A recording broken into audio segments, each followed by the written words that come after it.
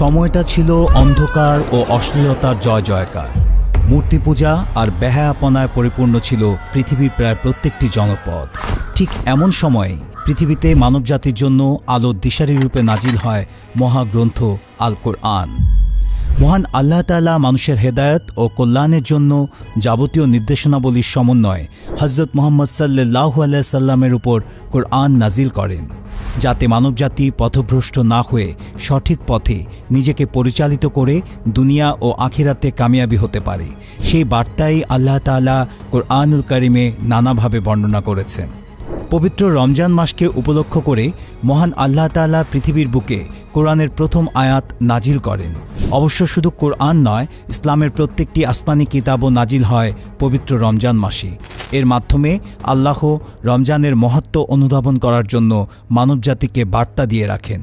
হাদিসের বর্ণনা থেকে জানা যায়, কোরআন নাজিলের পাশাপাশি রমজান মাসের প্রথম রাতেই হযরত ইব্রাহিম আলাইহিস সালামের উপর সহিফাগুলো নাজিল করা হয়েছিল। রমজান মাসের 6 তারিখ দিবাগত রাতে হযরত মুসা আলাইহিস সালামের উপর তাওরাত নাজিল করা হয়েছিল। রমজান মাসের 12 তারিখ হযরত দাউদ আলাইহিস সালামের উপর জাবুর নাজিল করা হয়েছিল। 13 তারিখ হযরত ঈসা আলাইহিস সালামের উপর ইনজিল নাজিল করা হয় এবং সর্বশেষ 27 তারিখ বরকতময় কদরের রাতে মহানবী সাল্লাল্লাহু আলাইহি সাল্লামের উপর আল কোরআন নাজিল হয়। এর মাধ্যমে রমজানের সত্যিকারের মহিমা প্রকাশ পায়। মুসলমানদের জন্য এই মাসটি যে সবচেয়ে মূল্যবান তা আসমানি কিতাব নাজিলের মাধ্যমে আল্লাহ তাআলা মানবজাতিকে বুঝিয়ে দিয়েছেন। আর এই রমজান মাসের সবচেয়ে বড় নেয়ামত মহান আল্লাহ তাআলার পক্ষ থেকে কোরআন নাজিল। সুদীর্ঘ 23 বছরে নানা সময় ও প্রেক্ষাপটে মানবজাতির সর্বাঙ্গীন কল্যাণ ও মুক্তির দিশারি হিসেবে পৃথিবীর বুকে নাজিল হয় আল কোরআন। যেভাবে শুরু হয় কোরআন নাজিলের পথ চলা। আল্লাহর সর্বশ্রেষ্ঠ ও সর্বশেষ আসমানি কিতাব হিসেবে আল কোরআন নাজিলের পথ চলা হয় সম্পূর্ণ দুটি ভিন্ন আঙ্গিকে। প্রথম আঙ্গিকে আল্লাহর আরশে অবস্থিত লাওহে মাহফুজ বা রক্ষিত ফলক থেকে সম্পূর্ণ কোরআন শরীফ একসঙ্গে লাইলাতুল কদরে দুনিয়ার নিকটবর্তী আসমান বাইতুল ইজ্জাত তথা বাইতুল মামুরে অবতীর্ণ হয়, যার অবস্থান মক্কা থেকে ঠিক সোজা উপরের দিকে। বাইতুল মামুরকে বলা হয় ফেরেশতাদের ইবাদতখানা। মক্কায় যেমন লক্ষ লক্ষ হাজিরা তাওয়াফ করে থাকেন, তেমনি বাইতুল মামুরকে ঘিরে হাজার হাজার ফেরেশতারা তাওয়াফ করেন। দ্বিতীয় আঙ্গিকে এই বাইতুল মামুর থেকেই হযরত মুহাম্মদ সাল্লাল্লাহু আলাইহি সাল্লামের উপর কোরআন নাজিল হয়, কিন্তু একসঙ্গে নয়, বরং নানা ইতিহাস ও প্রেক্ষাপটে সুদীর্ঘ 23 বছর ধরে আল্লাহর নির্দেশে ফেরেশতা জিব্রাইল আলাইহিস সালামের মাধ্যমে হযরত মুহাম্মদ সাল্লাল্লাহু আলাইহি সাল্লামের নিকট একটু একটু করে কোরআন নাজিল হয়। কোরআনের প্রথম আয়াত নাজিলের সময়টি ছিল পবিত্র রমজান মাসের কদরের রাত। এ প্রসঙ্গে আল্লাহ তাআলা কোরআনুল করিমের সূরা আল কদরের প্রথম আয়াতে ইরশাদ করেন, নিশ্চয়ই আমি এটি আল কোরআন কদরের রাত্রিতে নাজিল করেছি। সূরা আল কদর আয়াত 1। কোরআন নাজিলের সময়টি মহানবী সাল্লাল্লাহু আলাইহি সাল্লামের জীবনের সবচেয়ে গুরুত্বপূর্ণ সময়। এ সময় তিনি সংসার ধর্ম একপাশে রেখে প্রায় প্রতিদিনই হেরা গুহায় ধ্যানমগ্ন থাকতেন। আশেপাশের সব কোলাহল, সম্পর্কের টান, দুনিয়াবি চিন্তা কিংবা বাহ্যিক প্রয়োজন পেছনে ফেলে নিবৃষ্ট চিত্রে মগ্ন হয়ে নিজেকে সঁপে দেন ভাবনার অতল গহ্বরে। যে ভাবনার রহস্য উদ্ঘাটন ছিল মানুষের পক্ষে দুঃসাধ্যকর, কারণ তখন এ ভাবনার কুল কিনারা পাওয়া সহজ ছিল না। তিনি তখন ঠিক কী নিয়ে ভাবতেন তা জানতেন না কেউই, এমনকি রাসূলের সবচেয়ে কাছের কিংবা নিকটবর্তী মানুষের কাছেও এ ছিল এক অজানা রহস্য। হঠাৎ এক রাতে গুহার মধ্যে ধ্যানরত অবস্থায় মুহাম্মদ সাল্লাল্লাহু আলাইহি সাল্লাম দেখলেন অদ্ভুত এক আলো তার সামনে উপবিষ্ট। এ আলো যেন পৃথিবীর সকল আলোর সামনেও দীপ্তিমান। আবার সেই আলো কথাও বলছে পড়ুন। মুহাম্মদ সাল্লাল্লাহু আলাইহি সাল্লাম এই ঘটনায় ভীষণ ভয় পেয়ে গেলেন। হেরা গুহা ছেড়ে স্ত্রী খাদিজা রাদিয়াল্লাহু তাআলা আনহুমের কাছে এসে বললেন, আমাকে বস্ত্রাবৃত করো। এরপর স্ত্রী খাদিজার দেওয়া চাদরে নিজেকে ঢেকে জড়সড় হয়ে শুয়ে রইলেন। পরপর আরও কয়েকদিন একই ঘটনা ঘটল, কিন্তু ঠিক কী ঘটেছে তা রাসূল সাল্লাল্লাহু আলাইহি সাল্লাম কাউকে বলেননি। একদিন স্ত্রীর অনুরোধে তিনি সবকিছু খুলে বললেন। খাদিজা রাদিয়াল্লাহু তাআলা আনহুম অভয় দিয়ে রাসূল সাল্লাল্লাহু আলাইহি সাল্লামকে বলেন, আপনি তো কাউকে কষ্ট দেননি, কখনো কারোর সাথে অন্যায় করেননি, আপনার সাথেও কেউ অন্যায় করবে না, আপনি নির্ভয় থাকেন, নিশ্চয়ই এই ঘটনা কল্যাণ নিয়ে আসবে।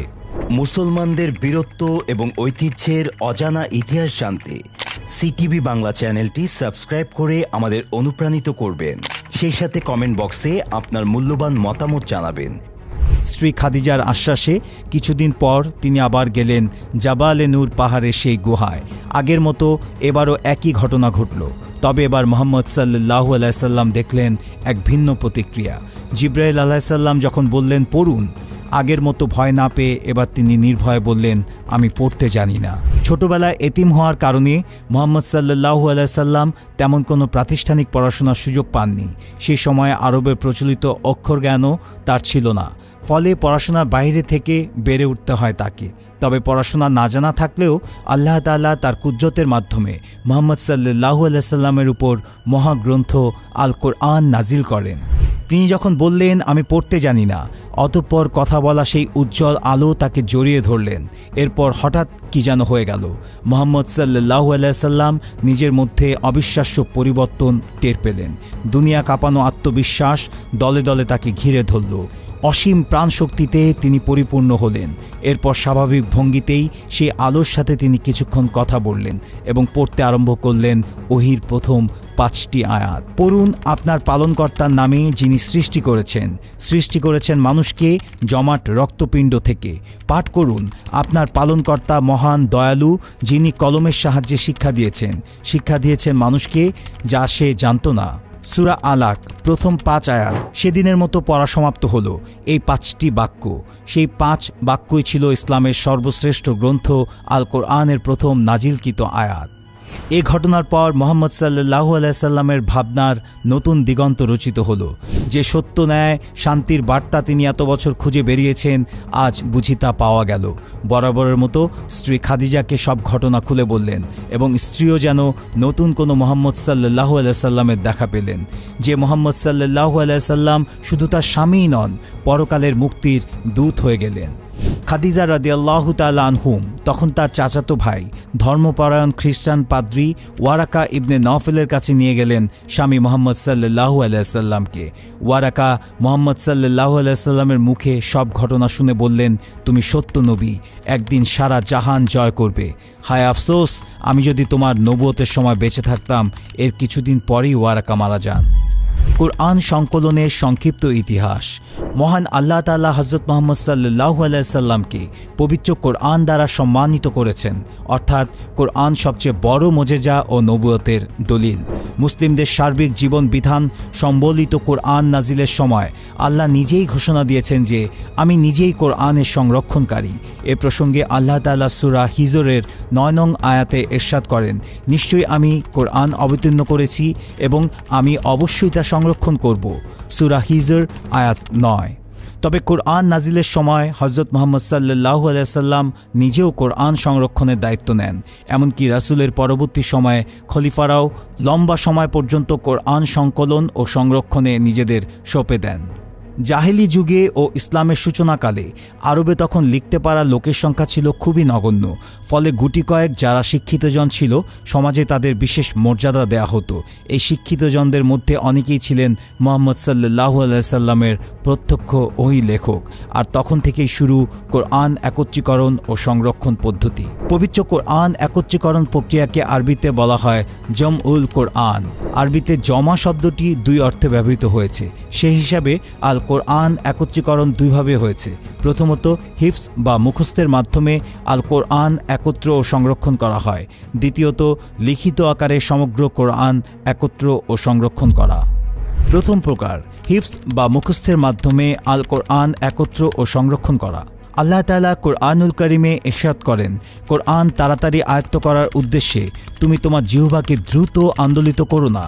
নিশ্চয়ই এর সংরক্ষণ ও পাঠ আমার দায়িত্বে। অতঃপর যখন আমি তা পাঠ করি তখন তুমি তা পাঠের অনুসরণ করো। তারপর তার বর্ণনার দায়িত্ব আমারই।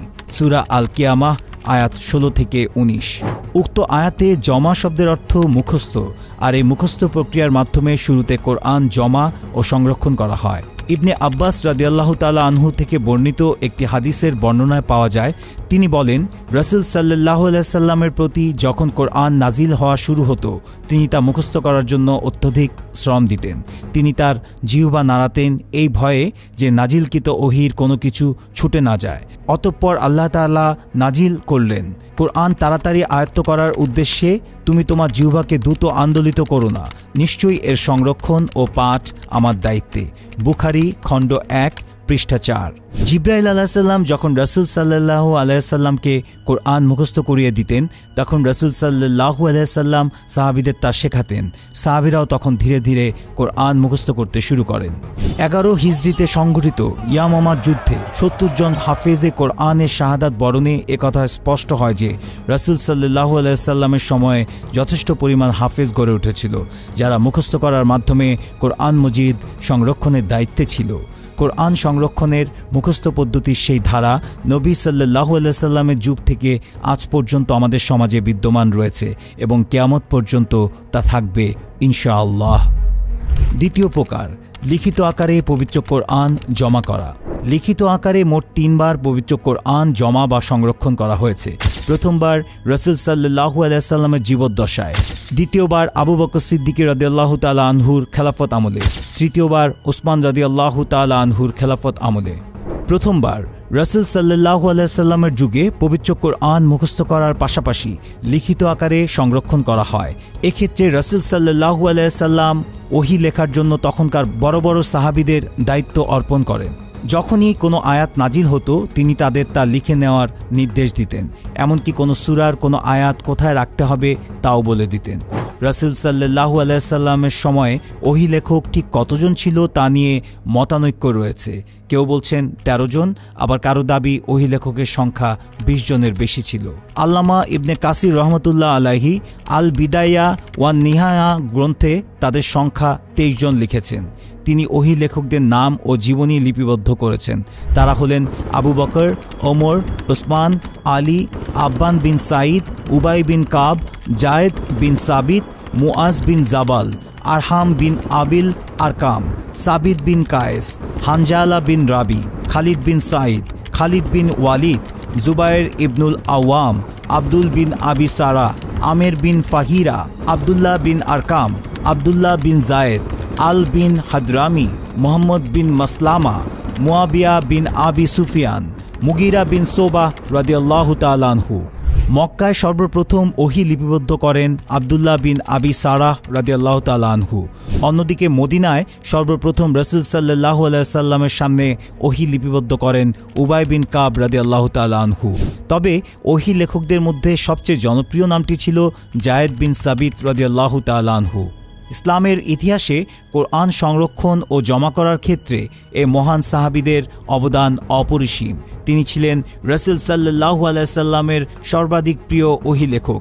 এজন্য ইমাম বুখারী রহিমাহুল্লাহ জায়েদ বিন সাবিত রাদিয়াল্লাহু তাআলা আনহুকে কাতিবুন নাবী বা নবীর লেখক হিসেবে বিশেষায়িত করেছেন। এছাড়াও তিনি সে সময় সরকারি অন্যান্য বিষয়াবলী লিখে রাখার দায়িত্বপ্রাপ্তও ছিলেন। স্বয়ং রাসূল সাল্লাল্লাহু আলাইহি সাল্লাম তাকে বিদেশি ভাষা শেখার এবং লেখার জন্য নির্দেশনা দিয়েছিলেন। জায়েদ বিন সাবিত রাদিয়াল্লাহু তাআলা আনহু ছাড়াও ওহী লেখকদের সর্বাধিক জনপ্রিয় ছিলেন আলী ইবনে আবি তালিব, উবাই বিন কাব, উসমান বিন আফফান, জুবায়ের ইবনুল আওয়াম রাদিয়াল্লাহু তাআলা আনহু। রাসূল সাল্লাল্লাহু আলাইহি সাল্লামের নিকট যখন কোরআনুল কারীমের কোনো আয়াত অবতীর্ণ হতো তখন তিনি ওহী লেখকদেরকে পরিপূর্ণভাবে লিখে রাখার নির্দেশ দিতেন। তখন ওহী লেখকগণ পাথর, চামড়া, খেজুরের ডাল, গাছের পাতা, হাড্ডি বা যে কোনো কিছুর উপর তা লিখে রাখতেন। এভাবে নবী সাল্লাল্লাহু আলাইহি সাল্লামের যুগে কোরআনুল কারীমের এমন একটি কপি প্রস্তুত হয়ে গিয়েছিল যা রাসূল সাল্লাল্লাহু আলাইহি সাল্লাম নিজের তত্ত্বাবধানে লিখিয়েছেন। দ্বিতীয়বার রাসূল সাল্লাল্লাহু আলাইহি সাল্লামের মৃত্যুর পর মুসলিম বিশ্বের খলিফা হন আবু বকর সিদ্দিক রাদিয়াল্লাহু তাআলা আনহু। তার সময় একটি বড় চ্যালেঞ্জ ছিল আরবদের ইসলাম থেকে ফিরে যাওয়ার অভূতপূর্ব এক পরিস্থিতি। এই পরিস্থিতি মোকাবেলায় আবু বকর সিদ্দিক রাদিয়াল্লাহু তাআলা আনহু সৈন্যবাহিনীর বহর প্রস্তুত করে মুরতাদদের বিরুদ্ধে ইয়ামামা যুদ্ধের ঘোষণা দেন। এই সৈন্যবাহিনীর একটি বড় অংশ ছিল কোরআনের হাফেজগণ। সেই যুদ্ধে কোরআনের হাফেজদের প্রায় ৭০ জন শাহাদাত বরণ করেন। বিষয়টি তখন ওমর ইবনুল খাত্তাব রাদিয়াল্লাহু তাআলা আনহুকে আতঙ্কিত করে তুলল। তিনি ভাবলেন, এভাবে হাফেজগণের মৃত্যু হলে একসময় পৃথিবী কোরআনের আয়াত হারিয়ে যাবে। তাই তিনি আবু বকর সিদ্দিক রাদিয়াল্লাহু তাআলা আনহুর কাছে গেলেন এবং লিখিত আকারে সমগ্র কোরআন একত্রীকরণের ব্যাপারে পরামর্শ দিলেন। শুরুতে আবু বকর সিদ্দিক রাদিয়াল্লাহু তাআলা আনহু বিষয়টি মেনে নিতে পারলেন না। তিনি ভাবলেন, যা রাসূল সাল্লাল্লাহু আলাইহি ওয়াসাল্লাম করে যাননি তা করা উচিত হবে না। তবে পরবর্তীতে আল্লাহ তাআলা আবু বকর সিদ্দিক রাদিয়াল্লাহু তাআলা আনহুর অন্তরকে এ ব্যাপারে খুলে দিলেন এবং তিনি সম্মত হলেন। এরপর তিনি যায়েদ ইবনে সাবেত রাদিয়াল্লাহু তাআলা আনহুকে ডেকে পাঠালেন এবং তাকে সব খুলে বললেন। আবু বকর সিদ্দিকী রাদিয়াল্লাহু তাআলা আনহুর মতোই যায়েদ ইবনে সাবেত রাদিয়াল্লাহু তাআলা আনহু অসম্মতি জানালেন। তারও একই কথা, যে কাজটি রাসূল সাল্লাল্লাহু আলাইহি ওয়াসাল্লাম করে যাননি সে কাজে আবু বকর এবং ওমর রাদিয়াল্লাহু তাআলা আনহু কি করে হাত দিচ্ছেন তা ভেবে তিনি নিজেকে বোঝাতে পারছিলেন না। এমনকি বিভিন্ন জায়গায় ছড়িয়ে থাকা কোরআন একত্রীকরণ এমন এক কঠিন কাজ যা যায়েদ ইবনে সাবেত রাদিয়াল্লাহু তাআলা আনহুর মতে এক জায়গা থেকে অন্য জায়গায় কোনো পাহাড়কে সরিয়ে নেওয়ার চেয়েও কঠিন। তবে পরবর্তীতে তিনি সম্মত হলেন এবং হিফজকৃত ও লিখিত আকারে ছড়িয়ে থাকা আল কোরআনের নানা অংশ একত্রীকরণের মহান কাজে নিজেকে নিয়োজিত করেন। এরপর যায়েদ ইবনে সাবেত রাদিয়াল্লাহু তাআলা আনহু যথার্থ রূপে তার দায়িত্ব পালন করে বিচ্ছিন্ন হয়ে থাকা কোরআনের কপি একত্রিত করে আবু বকর সিদ্দিকী রাদিয়াল্লাহু তাআলা আনহুর কাছে সুপর্দ করেন। আবু বকর সিদ্দিকী রাদিয়াল্লাহু তাআলা আনহুর মৃত্যু পর্যন্ত এ কোরআন তার কাছেই সংরক্ষিত থাকে। তবে ১৩ হিজরিতে যখন তিনি ইন্তেকাল করেন তখন তা ওমর রাদিয়াল্লাহু তাআলা আনহুর কাছে চলে যায়। ওমর রাদিয়াল্লাহু তাআলা আনহুর ইন্তেকাল পর্যন্ত এ কোরআন তার কাছেই থাকে। এরপর তা ওমর রাদিয়াল্লাহু তাআলা আনহুর মেয়ে হাফসা রাদিয়াল্লাহু তাআলা আনহুমের কাছে সংরক্ষিত থাকে। এরপর তা চলে আসে উসমান রাদিয়াল্লাহু তাআলা আনহুর নিকট। তৃতীয়বার উসমান রাদিয়াল্লাহু তাআলা আনহুর খেলাফতের সময় কোরআন সংকলনের পথ চলা আরও উন্নত হয়। উসমান রাদিয়াল্লাহু তাআলা আনহুর নিকট কোরআন মাজিদের যে কপিটি প্রস্তুত ছিল তা বর্তমান কপির মতো ছিল না। এটি ছিল সম্পূর্ণ জের জবর পেশ এবং নক্তা ফোঁটাবিহীন কপি। আরবি ভাষীদের জন্য এ ধরনের কোরআন তেলাওয়াত করা কঠিন ছিল না, কিন্তু অনারবদের জন্য তা যথেষ্ট কষ্টকর ছিল। এ সমস্যার সমাধানের জন্য সর্বপ্রথম বসরার গভর্নর জিয়াদ ইবনে আবু সুফিয়ান একজন আলেম আবুল আসওয়াদ আদ দুয়াইলিকে এ বিষয়ে একটি সমাধান খোঁজার নির্দেশ দিয়েছিলেন। তিনি অক্ষরগুলোর উপর নক্তা দেওয়ার পরামর্শ দিলেন, কিন্তু কোরআনের হরফসমূহে নক্তা জের জবর দেওয়ার এই মহৎ কাজটি ঠিক কোন ব্যক্তি করেছিলেন তা নিয়ে ঐতিহাসিকদের মাঝে আজও মতভেদ রয়েছে। তবে আল্লামা তকি উসমানী দামাত বারাকাতুহুম উলমুল কোরআনে বলেন, এই সম্পর্কিত সকল বর্ণনা সামনে রাখলে দেখা যায় যে হরকত জের জবর ও পেশ সর্বপ্রথম হজরত আবুল আসওয়াদ দুয়ালি রহমতুল্লাহ আলাইহি আবিষ্কার করেন। কিন্তু হরকতের রূপ এখন যেমন দেখা যায় আগে মোটেও তেমন ছিল না। তখন ছিল অনেকটা ফোঁটার মতো। জবরের জন্য উপরে এক ফোঁটা দেওয়া হতো, জেরের জন্য নিচে এক ফোঁটা, আর পেশের জন্য সামনে এক ফোঁটা দেওয়া হতো। তানভিনের জন্য ২ ফোঁটা ব্যবহৃত হতো। ক্রমান্বয়ে খলিল বিন আহমেদ রহমাতুল্লাহ হামজা ও তাজদীদের বর্তমান রূপটি আবিষ্কার করেন। এরপর হাজ্জাজ বিন ইউসুফ, ইয়াহইয়া বিন ইয়ামার রহমতুল্লাহ আলাইহি ও নাসির বিন আসেম রহমতুল্লাহ আলাইহির মাধ্যমে কোরআনুল করিমে হরফসমূহ নক্তা লাগানোর ব্যবস্থা করেন। এই সময় নক্তা ও হরকতের পার্থক্যের উদ্দেশ্যে বর্তমান কোরআনে যে হরকতের রূপ দেখা যায় সেটি তখন গ্রহণ করা হয়। এবার আমরা এক ঝটকায় জেনে নিব কোরআন সম্পর্কিত নানা তথ্য। কোরআনুল করিমের প্রথম নাজিলকৃত আয়াত সূরা আলাকের প্রথম ৫ আয়াত হলেও প্রথম পরিপূর্ণ সূরা হিসেবে নাজিল হয় সূরা ফাতিহা। কোরআনের সর্বশেষ নাজিলকৃত সূরা হল সূরা আন-নাসর এবং সর্বশেষ নাজিলকৃত আয়াত হল সূরা বাকারা ২৮১ নম্বর আয়াত। প্রসিদ্ধ অভিমত অনুযায়ী কোরআনের মোট আয়াত ৬,৬৬৬টি, কিন্তু গবেষকদের মতে মোট ৬,২৩৬টি। কোরআনে বিভিন্ন ধরনের আয়াত রয়েছে। এর মধ্যে আদেশসূচক আয়াত ১,০০০, নিষেধ সূচক ১,০০০, সুসংবাদ সূচক ১,০০০, ভীতি প্রদর্শন সূচক ১,০০০, কাহিনীমূলক ১,০০০, দৃষ্টান্তমূলক ১,০০০, হালাল সংক্রান্ত ২৫০, হারাম সংক্রান্ত ২৫০, দোয়া জিকির ও তাসবিহ সংক্রান্ত ১০০টি। কোরআনে নবী ও রাসূলের নাম এসেছে ২৫ জনের। নবীদের মধ্যে সবচেয়ে বেশি এসেছে মুসা আলাইহিস সালামের নাম, তার নাম এসেছে ১৩৫ বার। ফেরেশতাদের নাম এসেছে ৪ জনের। অন্যদিকে শয়তান শব্দটি এসেছে 85 বার, ইবলিস এসেছে 11 বার, জিন জাতির প্রসঙ্গ এসেছে 32 বার। কোরআনে বর্ণিত একমাত্র সাহাবী হযরত যায়েদ রাদিয়াল্লাহু তাআলা আনহু এবং কোরআনে বর্ণিত একজন নারী মারিয়াম বিনতে ইমরান। অন্যদিকে প্রথম ওহী লেখক যায়েদ ইবনে সাবেত রাদিয়াল্লাহু তাআলা আনহু-এর নামও রয়েছে পবিত্র কোরআনে।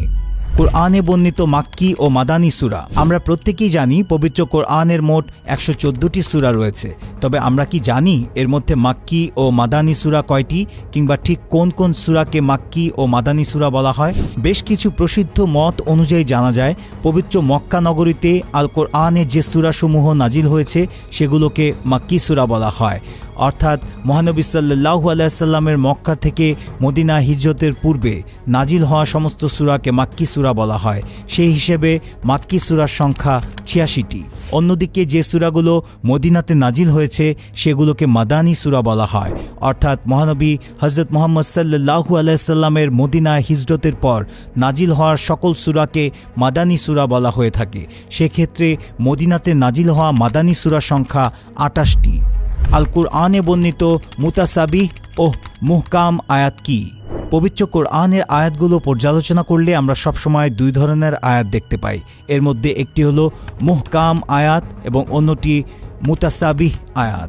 মুহকাম অর্থ স্পষ্ট অর্থবোধক আয়াত, অর্থাৎ কোরআনে যেসব আয়াতের অর্থ সহজে বোঝা যায় এবং মানুষের কাছে স্পষ্ট, সেগুলো হলো মুহকাম আয়াত। অন্যদিকে মুতাসাবিহ অর্থ অস্পষ্ট বা রূপক, অর্থাৎ কোরআনুল কারিমে যেসব আয়াত রূপকভাবে বর্ণনা করা হয়েছে সেগুলোকে বলা হয় মুতাসাবিহ আয়াত। যেমন কোরআনুল কারিমে বর্ণিত কিয়ামত কবে হবে, ইয়াজুজ মাজুজ ও দাজ্জাল কবে আত্মপ্রকাশ করবে, ঈসা আলাইহিস সালাম কবে দুনিয়ায় অবতরণ করবে ইত্যাদি সম্পর্কে সুস্পষ্টভাবে জানা যায় না, তাই এগুলোকে বলা হয় মুতাসাবিহ আয়াত। সুদীর্ঘ ইতিহাস ও নানা ঘটনায় সাক্ষী স্বরূপ কোরআনুল করিম পবিত্র রমজানে হযরত মুহাম্মদ সাল্লাল্লাহু আলাইহি সাল্লামের উপর নাজিল হয়।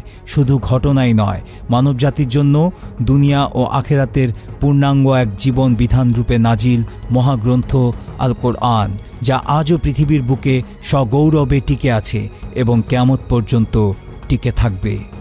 সিটিভি বাংলার পার্মানেন্ট মেম্বারশিপ বাছাই পর্বে আমাদের আজকের প্রশ্ন: পবিত্র কোরআন মজিদে মোট কতটি সূরা রয়েছে? ক 150টি, খ 100টি, গ 114টি, ঘ 118টি।